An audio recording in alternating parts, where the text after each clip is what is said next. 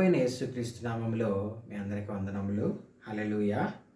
దేవుని వాక్యము మనల్ని ఏం చేస్తుందో తెలుసా? చెడు మార్గంలో నుంచి మంచి మార్గంలోనికి నడిపిస్తుంది. హల్లెలూయా. దేవుని వాక్యం ఏం చేస్తుంది? చెడు మార్గంలో నుంచి మంచి మార్గంలోనికి నడిపిస్తుంది. దేవుని వాక్యము మనం ఏం చేయాలంటే మరవకుండా ఉండాలి. హల్లెలూయా. చూడు 119 కీర్తనలు 16వ వచనంలో, నీ వాక్యము నేను మరవక యుందును. హల్లెలూయా.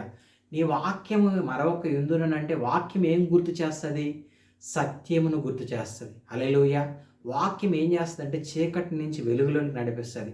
వాక్యం ఏం చేస్తుందంటే నీ అడుగులను స్థిరపరుస్తుంది. వాక్యం ఏం చేస్తుందంటే నీ జీవితమును జీవంలోనికి నడిపిస్తుంది. వాక్యం ఏం చేస్తుందంటే చీకటిగా ఉన్న నీ జీవితంలో వెలుగునిస్తుంది. హల్లెలూయా. అంత గొప్ప జీవితమును వాక్యం ఇస్తుంది. ఈ వాక్యం ఏం చేస్తుందంటే నిన్ను పరిశుద్ధునిగా చేస్తుంది. హల్లెలూయా. ఈ వాక్యం ఎలాగా చేస్తుంది అంటే నువ్వు చదివే కొద్దీ దేవుడు నీకు శుద్ధినిస్తాడు, జ్ఞానంనిస్తాడు, వివేకంనిస్తాడు. ఏ మార్గంలో నువ్వు నడవాలో కూడా వాక్యం నిన్ను బోధిస్తుంది. హల్లెలూయా. అయితే నువ్వు జ్ఞాపకం చేసుకోవాల్సింది ఏంటంటే దేవుని వాక్యము నిన్ను బ్రతికింపజేస్తుంది. కీర్తనకారుడు అంటాడు, నీ వాక్యమే నన్ను బ్రతికించును, బాధలలో అది ఏం చేస్తుందంట నెమ్మదినిస్తుంది అని చెప్తూ ఉన్నాడు. దేవుని వాక్యము బ్రతికిస్తుంది. దేవుని వాక్యము చీకటి తీసి వెలుగునిస్తుంది. దేవుని వాక్యము నీ అడుగులను స్థిరపరుస్తుంది. దేవుని వాక్యము నిన్ను పోషిస్తుంది. దేవుని వాక్యము నిన్ను స్వస్థపరుస్తుంది. దేవుని వాక్యము నిన్ను నీ కుటుంబమును శ్రమల నుండి విడిపిస్తుంది, బాధల నుండి విడిపిస్తుంది, కష్టం నుండి విడిపిస్తుంది. దేవుని వాక్యము నిన్ను నీ కుటుంబమును పోషిస్తుంది. హల్లెలూయా. అయితే నువ్వు చేయాల్సింది ఏంటంటే నీ అడుగులు స్థిరపరచుకోవాలి. హల్లెలూయా. నీ అడుగులు స్థిరపరచుకోవాలి. ఆయన మార్గంలో నువ్వు నడవాలి. అప్పుడు ఖచ్చితంగా వెలుగు లేని నీ జీవితంలో దేవుడు వెలుగునిస్తాడు. జీవము లేని నీ జీవితంలో దేవుడు జీవంతో నింపుతాడు. చూడండి, ఆర్థికంగా ఇబ్బందులు పడుతూ ఉన్న నీ జీవితంలో అవన్నిటిని తీసివేసి నిన్ను ఆర్థికంగా హెచ్చిస్తాడు దేవుడు. హల్లెలూయా. నీ వాక్యం చేత నేను బ్రతికింపు, నీ వాక్యం చేత నన్ను స్థిరపరచము. వాక్యం ఏం చేస్తుంది? స్థిరపరుస్తుంది, బలపరుస్తుంది, ముందుకి నడిపిస్తుంది. ఈ వాక్యమును నమ్ముకుని అనేక మంది భక్తులు దేవునిలో బహు సేవా పరిచర్యను కొనసాగించారు. ఇప్పుడు కూడా అదే విధంగా దేవుని పనిని కొనసాగించుకుంటూ ముందుకు వెళ్తూ ఉన్నారు.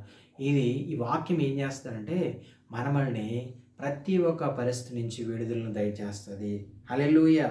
నీవు ఇచ్చిన వాక్యం మనుషుల్లో భయమును పుట్టించున్నది. వాక్యం ఏం చేస్తుందంట? మనిషిలో భయమును పుట్టిస్తుంది. హల్లెలూయా. దేవుని వాక్యము నీ హృదయమునికి ఏమొస్తుంది? కావాలని ఉంటుంది. అదే విధముగా నీకు భయమును పుట్టిస్తుంది. హల్లెలూయా. ఎందుకనంటే ఈ వాక్యము నిన్ను చెడు మార్గంలోకి నడవకుండా, ఈ వాక్యము నీ చూపు చెడుగా ఉండకుండా, నీ తలంపులు చెడుగా ఉండకుండా దేవుని మార్గంలో నడిపించే జీవము కలిగిన వాక్యము నీతో ఈరోజు మాట్లాడుతూ ఉంది. అయితే ఒకసారి జ్ఞాపకం, ఈ వాక్యమును అనుసరించి నడుచుకోవాలి. మనము ఒక నిశ్చయత కలిగి ఉండాలి. నిర్ణయించుకోవాలి, ప్రభువా నీ వాక్యమును అనుసరించే నేను జీవించేలాగా నాకు జ్ఞానమునివ్వు. నీ వాక్యమును అనుసరించే నా అడుగులను స్థిరపరచుము. నీ వాక్యమును అనుసరించే నన్ను కుడికి ఎడమకు త్రొట్టెలనివ్వకము. నీ వాక్యమును అనుసరించే నన్ను ముందుకు నడిపించుము, నా కుటుంబాన్ని నడిపించుము. అయా, నీ వాక్యము ఈరోజు నన్ను బ్రతికింపజేసింది, అదే విధంగా నా అడుగుల్ని స్థిరపరుస్తూ ఉంది, అదే విధంగా నా కుటుంబాన్ని పోషిస్తూ ఉంది అని చెప్పి దేవుని దగ్గర నువ్వు ప్రార్థన చేయాలి. హల్లెలూయా. ఈ వాక్యము ఏం చేస్తుందనంటే చీకటిగా ఉన్న ప్రతి ఒక్క జీవితంలో వెలుగుతో నింపిస్తుంది. హల్లెలూయా. అయితే నువ్వు జ్ఞాపకం చేసుకోవాల్సింది ఏంటనంటే వాక్యమును నువ్వు మరవకూడదు. వాక్యంలో ఉన్న సత్యమును నువ్వు విడవకూడదు. సత్యముని మార్గంలోనే నువ్వు ముందుకు వెళ్ళాలి. నువ్వు ఆ మార్గంలో వెళ్తూ ఉంటే దేవుడు ఖచ్చితంగా నిన్ను ఉన్నతమైన స్థితిలో నిన్ను ముందుకు తీసుకెళ్తాడు. కాబట్టి నీ అడుగులను దేవుని వాక్యములో, దేవుని ఆజ్ఞల్లో, దేవుని కట్టడములో నువ్వు స్థిరపరచుకుంటే దేవుడు ఖచ్చితంగా నిన్ను ముందుకు నడిపిస్తాడు. ఆయన తోడుగా ఉంటాడు. ఆయన నిన్ను జీవింపజేస్తాడు.